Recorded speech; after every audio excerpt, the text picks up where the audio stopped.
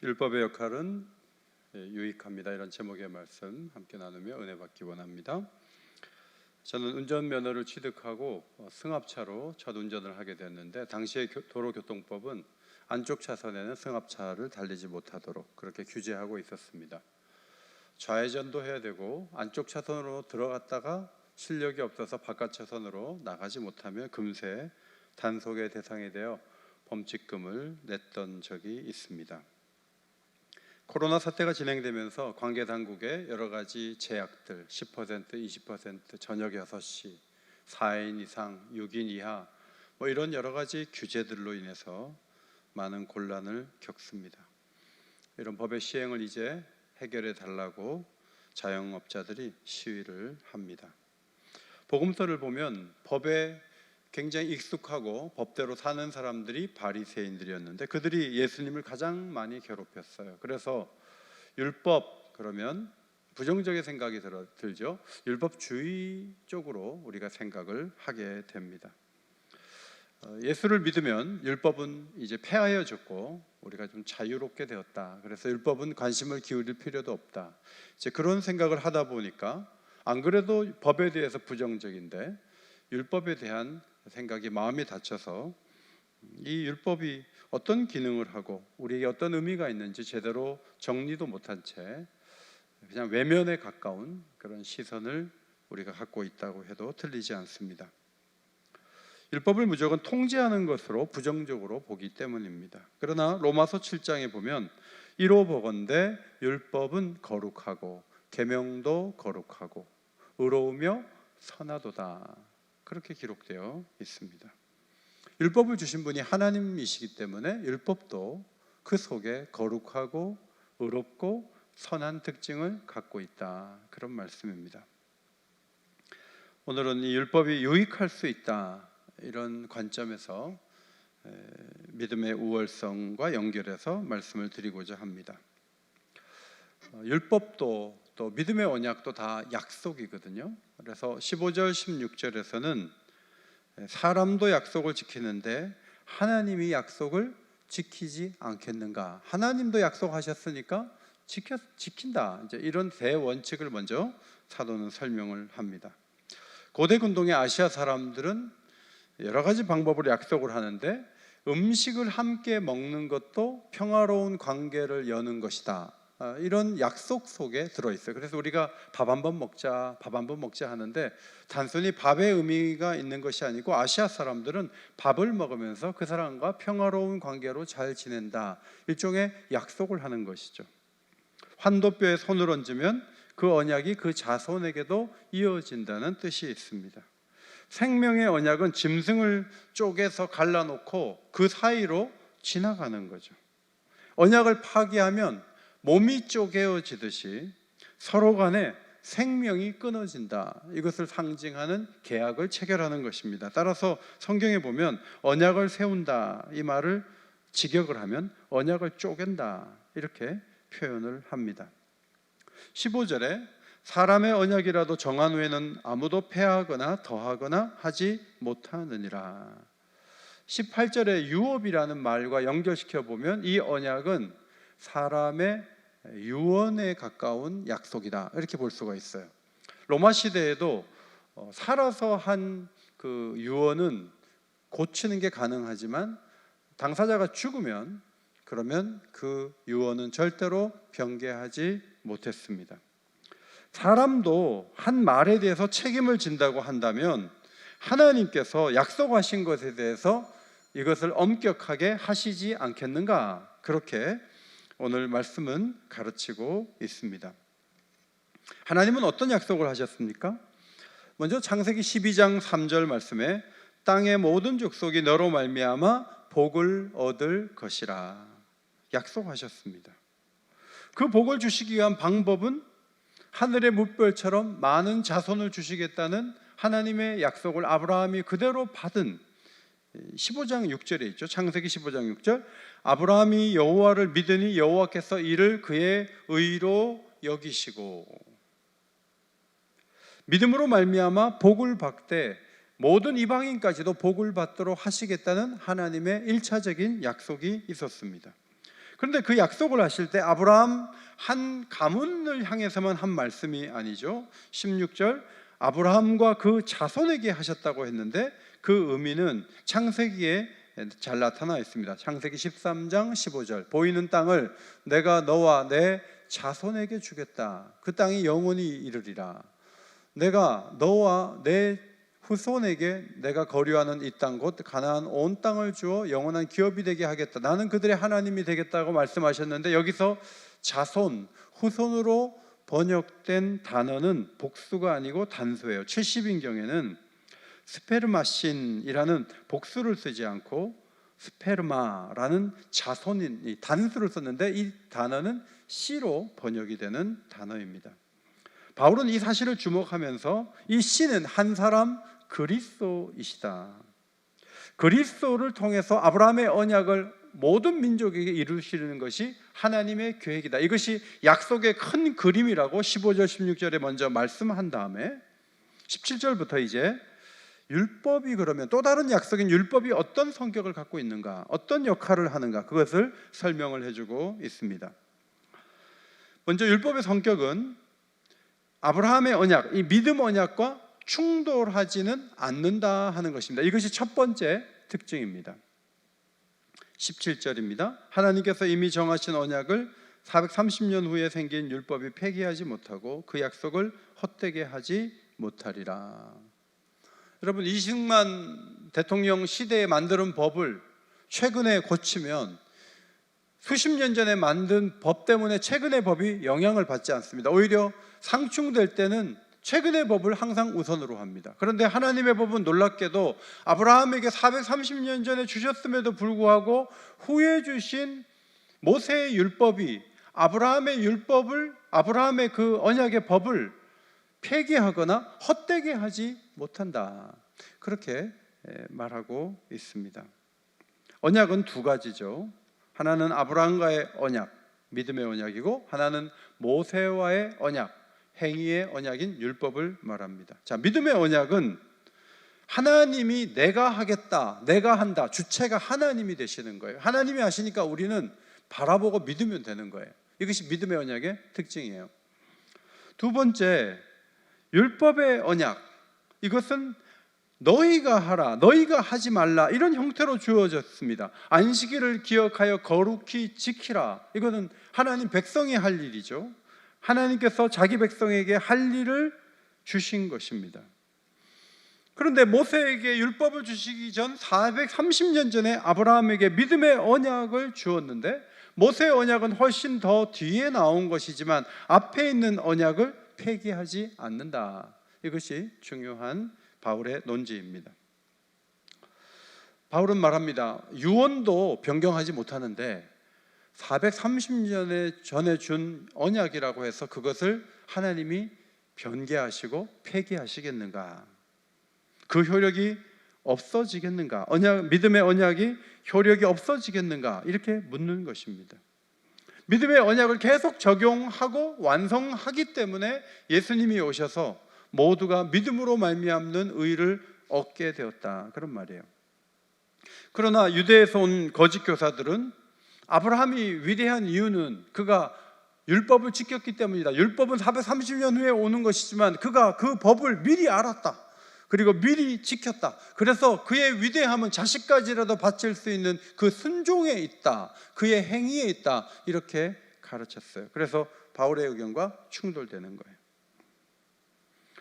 그러나 바울은 하나님 주신 복이 유업이라고 설명합니다. 하나님은 유산으로 주셨다. 이것은 절대로 행위에서 얻는 것이 아니다. 갈라디아서에서는 네 가지 유업을 설명하고 있어요. 첫째로 믿음으로 의롭게 된다 하는 거죠. 열심히 교회 나와서 행실을 고쳐서 의롭게 되는 게 아니고 하나님이 의롭다는 선언을 해주시는 것은 예수를 믿을 때다 하는 거예요. 두 번째로는 성령을 부으십니다. 우리에게 성령을 부으시는 것이 유업이에요. 세 번째로 하나님 나라를 상속받습니다. 하나님 나라 백성이 되고 하나님 나라의 통치를 받아요. 하나님의 통치를 받아요. 네 번째는 아브라함의 자손이 된다. 이 모든 것들은 유업이다 하는 것입니다. 중요한 것은 율법이 뒤이어서 주어졌지만 믿음의 언약을 폐하거나 헛되게 하지 않는다는 점에서 긍정적인 거죠. 우리는 은혜와 그 다음에 이 행위를 자꾸 충돌하는 방식으로 해서 행위는 필요 없어, 은혜가 우선돼 라고 생각을 하지만 이 둘을 상충되는 것으로 여기지 않는 것이 성경의 가르침이에요. 예수님께서도 그 부분을 분명히 하셨는데 마태복음 5장 17절에 내가 율법이나 선지자를 폐하러 온 줄로 생각하지 말라, 폐하러 온 것이 아니요 완전하게 하려 함이라, 그렇게 말씀하셨어요. 예수님이 오셔서 율법을 없애는 거 아니죠. 율법을 오히려 사랑으로 완전하게 완성을 시키신 분이 예수님이시다 하는 것입니다. 그런 의미에서 21절, 그러면 율법이 하나님의 약속들과 반대되는 것이냐? 결코 그럴 수 없느니라. 믿음의 약속과 행위의 약속, 이 두 가지가 충돌하면 문제가 생기죠. 하나님은 믿는 자를 구원하십니다. 그리고 그들이 자신이 준 법으로 더 온전해지기를 바라십니다. 양극단이 있는데 아브라함의 언약만 중요하다, 율법은 안 지켜도 된다. 자, 이쪽으로 많이 나간 사람이 초대교회에 있었던 마르시온과 그를 따르는 사람들이었습니다. 이단으로 정제되었죠. 이들은 구약의 율법과 신약의 은혜를 충돌되는 개념으로 보고 구약의 하나님은 진노의 하나님, 분노하는 하나님이니까 저급한 신이라는 거예요. 그래서 구약은 성경이 될 수 없다, 우리는 구약을 믿지 않는다라고 선언하고, 신약 중에서도 누가복음과 바울서신 10개만 딱 뽑아가지고 우리는 은혜 속에 산다, 우리는 은혜가 중요하다, 이것만 가르쳤어요. 그래서 이단이 된 거예요. 이들이 편집한 성경을 마르시온 정경이라고 하는데 66권이 정해지기도 전에 이런 움직임이 있었기 때문에 교회는 우리가 성경을 정해야 되겠다 하고 속도를 높이게 되었죠. 반대 측면에서는 법을 주셨으니까 잘 행동해야지, 더 이상 믿음이 중요하지 않다, 행위 쪽으로만 계속 강조하고 언제나 행위가 더 율법이 중요하다, 이렇게 강조하는 사람들이 있어요. 그런데 바울은 믿음의 언약은 행위 언약인 율법과 충돌하지 않는다, 아브라함과 모세가 충돌하지 않는다, 그렇게 봤습니다. 두 번째, 율법의 역할입니다. 율법은 범법함으로 더하여진 것이다 그랬죠. 무슨 의미입니까? 율법은 죄를 죄로 규정하는 기준이 되고 범법한 사실을 범법한 것으로 드러나게 하는 역할을 한다, 그런 의미예요. 율법이 있기 때문에 이게 죄구나 하는 것을 알죠.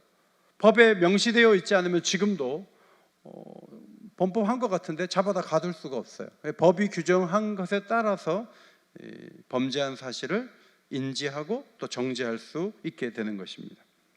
그런데 율법을 하나님이 주셨을 때 사람들이 이 법대로 다 살아야 되겠다 하고 열심히 살면 좋은데, 사람들에게는 청개구리 같은 죄성이 있죠. 하라 그러면 하지 않고 하지 말라 그러면 하고, 이 반대적인 성향, 이 죄성이 움직였습니다. 유대인들은 그래도 이 가이드라인을 준 율법을 받은 자체를 귀하게 여기고 특권으로 봤지만 이스라엘 역사는 그 법을 제대로 지키지 아니함으로 하나님의 저주를 받은, 온갖 징벌을 받은 그런 모습으로 가득 채워져 있습니다. 율법은 오히려 죄가 죄되게 하고 죄를 더 많아지게 하는 역할을 했어요.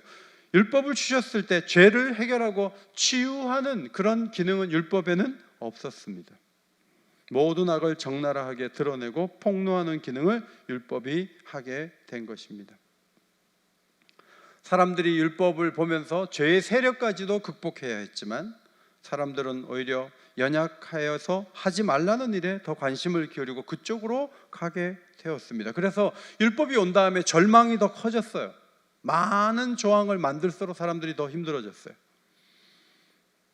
그런데 이것은 율법의 문제가 아니라 사람들의 성향이 악하고 하나님을 가까이 하지 않고 밀어내려는 죄성이 가져온 문제이기 때문에 율법이 나쁜 게 아니에요. 사람들의 이 죄성, 죄된 모습, 여기에 문제가 있는 거죠. 세 번째, 율법의 역할, 19절에 보니까 약속하신 자손이 오시기까지 한시적으로만 주셨다. 19절, 약속하신 자손이 오시기까지 있을 것이라. 자, 율법이 주어지기 전은 좀 혼돈의 시대입니다. 기준이 명확하지 않아요. 자, 이때는 하나님이 아브라함에게 믿음의 언약을 주셨어요. 그 다음에 모세를 통해서 율법의 시대를 여셨어요. 그 다음에 예수님이 오셔서 메시아의 시대가 열리게 된 것입니다. 메시아의 시대가 열리면서 아브라함에게 주셨던 그 믿음의 언약이 메시아 시대에 성취되어서 모든 이방인들이 믿음으로 하나님의 자녀가 되는 특권을 누리게 된 것입니다. 율법 시대에는 어떻게 살았습니까? 율법 시대에는 그냥 열심히 살았겠죠. 희생 제사를 드리면서 죄를 범하면 하나님 앞에 용서를 구하고 그렇게 사람들이 살았지만, 그것은 하나의 상징적인 행동이었을 뿐, 내가 범죄했는데 동물을 잡아 죽인다고 어떻게 죄가 없어지겠습니까? 그것은 하나의 그림자죠. 예수님이 오셔서 율법이 적용할 모든 저주를 다 받으시고 우리는 그분을 믿음으로 의롭다함을 얻게 되었습니다. 어쩌면 율법은 PCR 진단검사 같은 거예요. 이 사람이 병이 있는지 없는지, 무증상까지 있으면 이거 어떻게 잡아냅니까? 어떻게 압니까? 아니, 모른단 말이죠. 그런데 진단검사를 하면서 양성이다 음성이다 판정을 하지 않습니까? 율법은 진단검사와 같은 거예요. 그 진단검사가 나쁜 건 아니죠. 검사를 받아야지 병이 있는지 없는지 알 수 있을 거 아닙니까? 안 되면 뭐 MRI도 찍고 여러 가지 CT도 찍고 해서 검사를 하는, 율법은 그런 역할을 하는 거예요. 이 사람에게 문제가 있는가 없는가. 그러나 확실한 치료의 길은 율법에 있지 않고 예수 그리스도의 은혜로 열린다. 이것이 오늘 성경의 중요한 가르침이에요. 그래서 바울은 율법을 그리스도께로 인도하는 초등교사다, 그렇게 소개합니다. 과거에 로마 시대에 노예들이 잡혀오면 학자들도 잡아오거든요. 아주 학식이 많고 똑똑하단 말입니다. 그럼 그런 사람은 주인의 아들을 가르쳐요.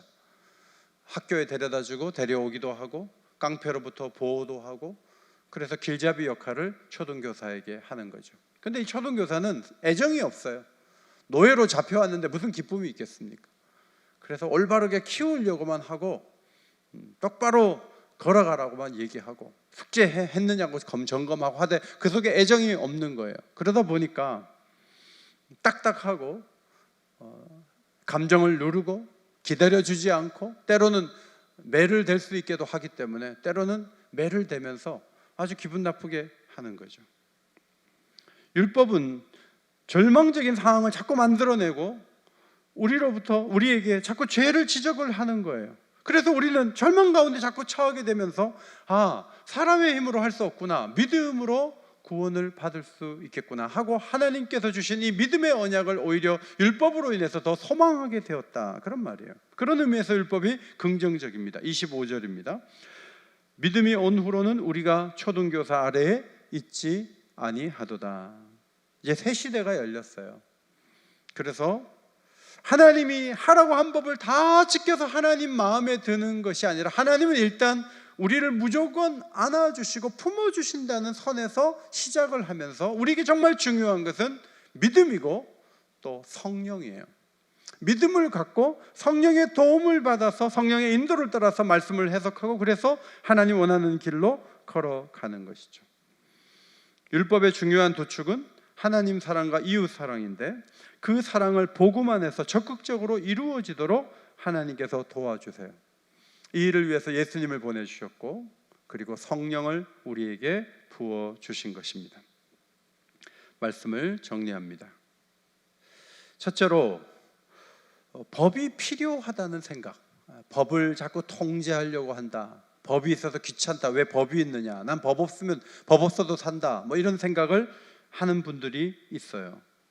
그러나 생각해 보십시오. 사람마다 다 기준이 다른데 자기 생각에 옳았을 뿐 그것이 객관적으로 옳을 수가 있겠는가 하는 것입니다. 내가 원하는 대로 하면서 내가 원하는 방식의 사랑을 해서 부부간에 얼마나 상대를 불편하고 힘들게 하는지 몰라요. 그건 대표적으로 우리가 가정에서 충분히 경험하는 일들이에요. 따라서 하나님 주신 법을 배우면서 어떻게 사랑할 수 있는지, 어떻게 하나님을 사랑하고 어떻게 이웃을 사랑할 수 있는지를 알 수 있는 거죠. 이미 모세의 법이 주어졌는데 다윗이 그 법을 잘 인지하지 못해서 무조건 법궤를 가지고 올라오려고만 애썼는데 그것은 쥐고 와야 되는 개인데 그것을 수레에 싣고 오려고 하다가 웃사가 죽잖아요. 법을 잘 모르니까 열심히 있는데 그만큼 파괴적인 결과가 오게 되는 거죠. 그러므로 성경을 꾸준히 읽고 묵상하고 하나님이 무엇을 원하시고 싫어하시고 그것을 분명히 기억하는 그 태도는 중요해요. 구약 성경도 충분히 읽어주는 것이 중요해요. 과거에 주신 법이라 할지라도 여기에 우리가 필요한 법들이 굉장히 많이 있죠. 이 법을 잘 인지하는 게 중요해요. 그래서 법대로 온전히 걸어가야 된다. 법을 잘 지켜야 된다. 그때 질서가 있고 하나님 원하는 백성이 될 수가 있어요. 두 번째로 이 법이 요긴하게 작동하려면 특별히 하나님의 법은 은혜와 연결되어야 한다는 사실입니다. 법만 가동되고 법 적용만 강화되면 모두가 죄인이에요. 지금 여당과 야당의 후보들 가운데 아마 최고가 된 분들이 전부 다 이제 법에 걸려갖고 중간에 지금 어떻게 될지 모르겠어요. 그런데 그 법을 더 깊이 있게 적용을 해서 샅샅이 뒤지면 모든 후보가 사실은 다 범법한 사람일 수 있는 거죠. 사회가 법 적용을 엄격하게 할수록 질서가 있어지는 것 같지만 점점 더 어려움이 더 많아진다는 것이 우리가 보고 있는 현상이에요. 그래서 우리는 지금 굉장히 피곤해요. 법 때문에. 변호사는 점점 많아질 것이고 법정 분쟁은 점점 더 많아질 거예요. 법으로만 해가지고 세상이 좋아질 수 있는가? 없다는 거예요. 법은 필요하지만 법은 은혜를 만나야 빛을 발할 수 있다. 그렇지 않으면 정죄하고 야유하고 매일 법정 분쟁을 해야 되는 상황으로 가는 것이죠. 빅토르 위고의 레미제라블 이 소설에 장발장이 나오죠. 장발장. 이 장발장은요, 은혜를 경험해서 변화된 사람을 상징하죠.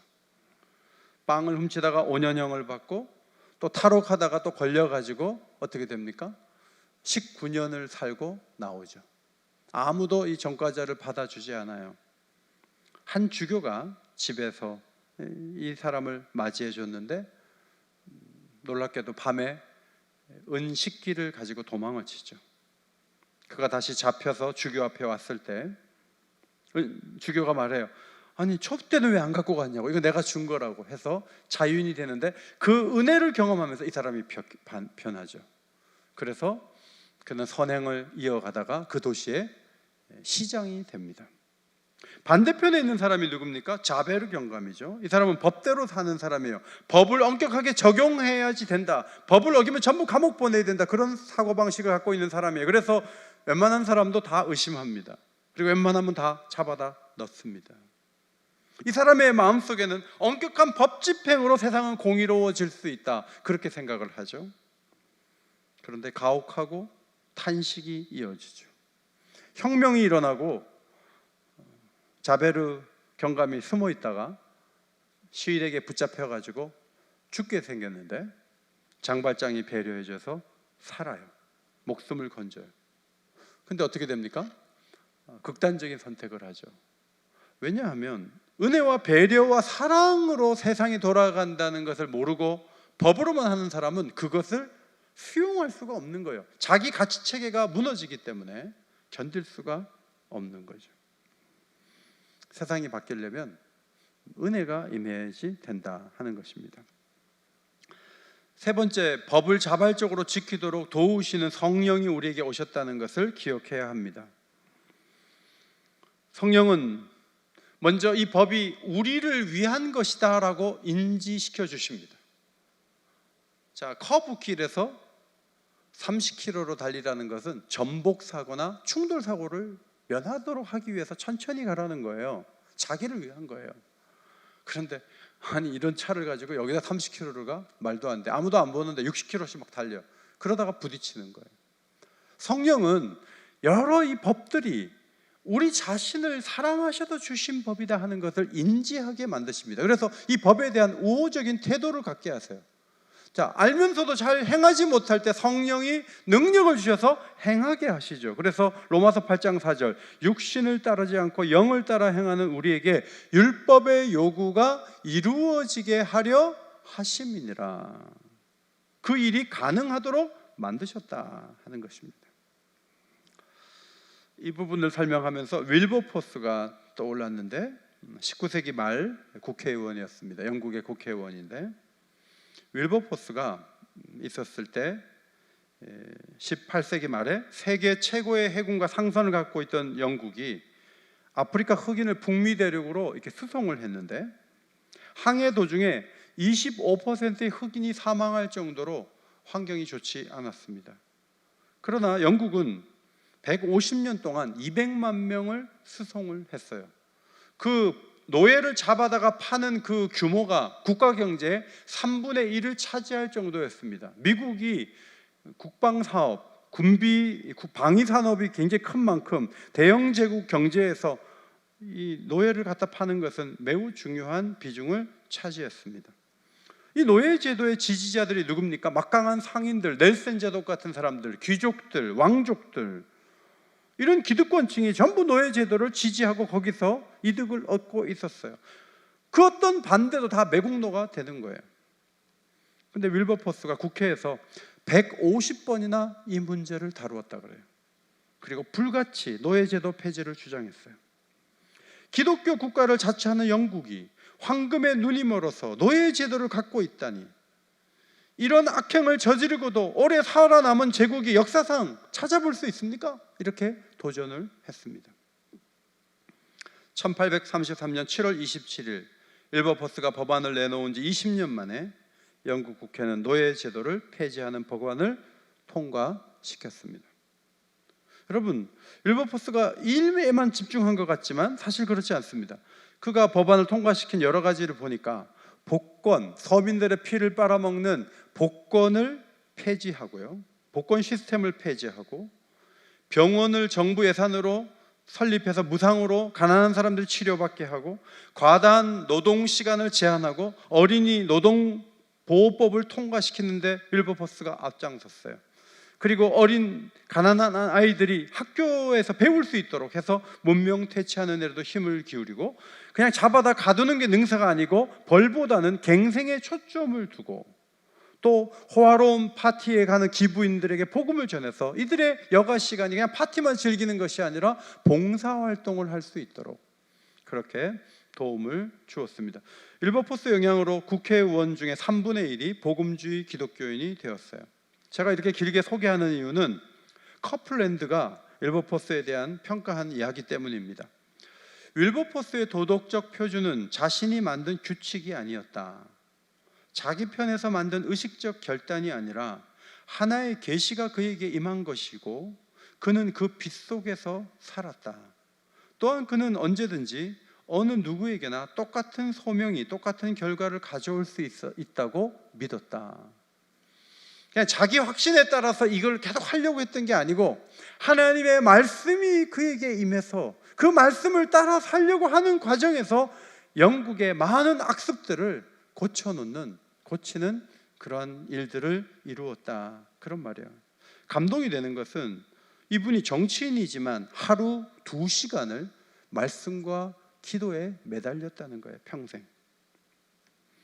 하나님의 법에 선하고 의로운 영향을 받으면 놀라운 일이 일어날 수 있어요. 그냥 성령에 충만해서 신비롭게 가자는 게 아니고, 그 성령에 충만한 그 은혜를 받아서 말씀을 조명하고, 말씀을 따라서 작은 원칙들을 고쳐나가면서 큰 원칙들을 새롭게 할 수 있는 하나님의 축복이 우리에게 임할 수 있다는 것이죠. 오늘도 말씀의 빛 속에서 살게 하시고 영향을 미치게 하시는 성령의 도우심으로 온전한 길을 걸어가는 믿음의 가족들이 되시기를 주의 이름으로 축원합니다.